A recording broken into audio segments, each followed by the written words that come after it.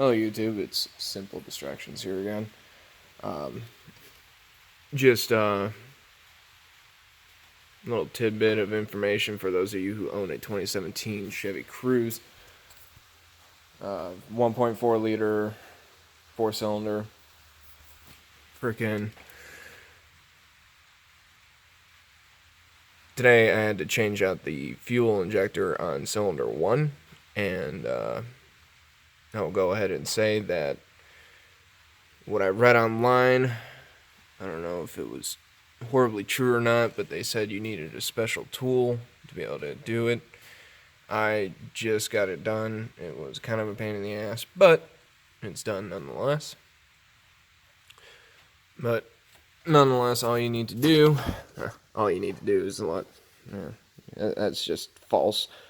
But right here is your Ecotech cover. Take the cover off. You take the foam padding protection off. Then once you get in here, you take all your spark plug coils out and just unclip them from the harness here. Unclip them from the harness. Unclip as much as you can without breaking any clips. Mostly anything pertaining to this. I mean, this guy, I could not unclip him. I didn't want to break it. So I just took him off his nice little holder here. And I just put him back on. This guy I unclipped so I can move the freaking wire harness back. But nonetheless, after you get all that off, what you do is you bust this loose right here. Break that loose, take it all the way back, and this thing's gonna freaking spurt, squirt a little bit of fuel on you. It'll be fine. And then you go and you take this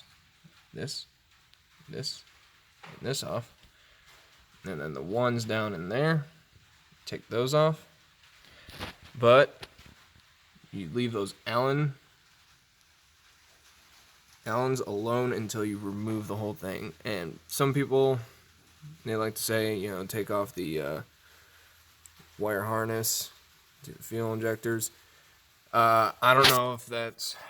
I'm not really a cars-heavy person. I don't know if that's just for safety or, just so it's out of the way. But nonetheless, these do not get in the way. They come with it.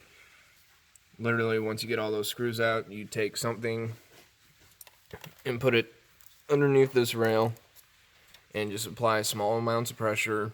I mean, it's going to take a little bit of force, but don't put too much, because Chevy likes to put cables where you can't see them, and they put the cable harness right under there, and you don't want to pry up too hard on that because you don't want to sever a cable. But nonetheless, once you work that off, you should be able to lift the whole fuel line assembly here out, and just set it here, and with just a normal apex bit, or I had one on this, but it's no longer. Oh wait, no, I didn't. I had it.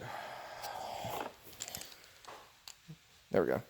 Just with that, put it on there, take it off, and then with a flathead, there's a metal piece that gets the apex bit. This thing, you take the flathead screwdriver and you put it in there, and you just turn the screwdriver, and essentially this will pop out. If it pops out without this focus, okay, if it pops out without this O-ring, just take a smaller Allen wrench or something like that and finagle it out. Fucking focus. Yeah, this thing. It's gonna be a bitch to pull out because of this O-ring here. But nonetheless, you're not going to hurt it trying to, pry it out or anything like that. So, once you pull this out, oh, and also, when you're taking the fucking plug out, the fucking wiring harness out, careful with the clip. I actually managed to snap the locking clip right off. So, what I had to do was kind of jury-rig it back together with tape. Electrical tape. But yeah, But nonetheless, after you do all that, you slap your new one back on. I cleaned the ends of the other ones off with a carb cleaner. I didn't want to break any more clips, so I wasn't going to risk taking them off if I didn't need to. But nonetheless, once you get that done, you just slap it back in there. I learned if you just take an extension like this, once you get it on there, you push down where these screws would go, or bolts, push down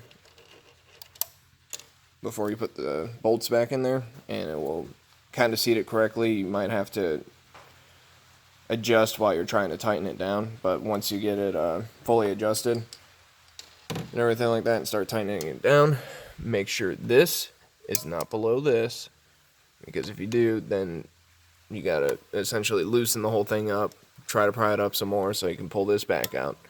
I learned that one today. But after you put it back in there, you literally just go into reverse after you get all those tightened down. Tighten those down, you put these on, tighten them down, and then put that thing back on. Put all your spark plug boots back in, plug them all in, freaking put your covers and everything like that back on. I also got to put more oil in my car because it is giving me a low oil pressure warning.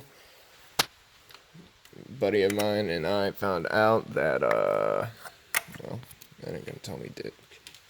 But, found out that there's oil in my intake, which is that guy right there. So I might have to replace the whole fucking valve cover, which is just great. I really don't want to do that, but unless I find the valve leak somewhere else, which, well, obviously it's somewhere along the intake.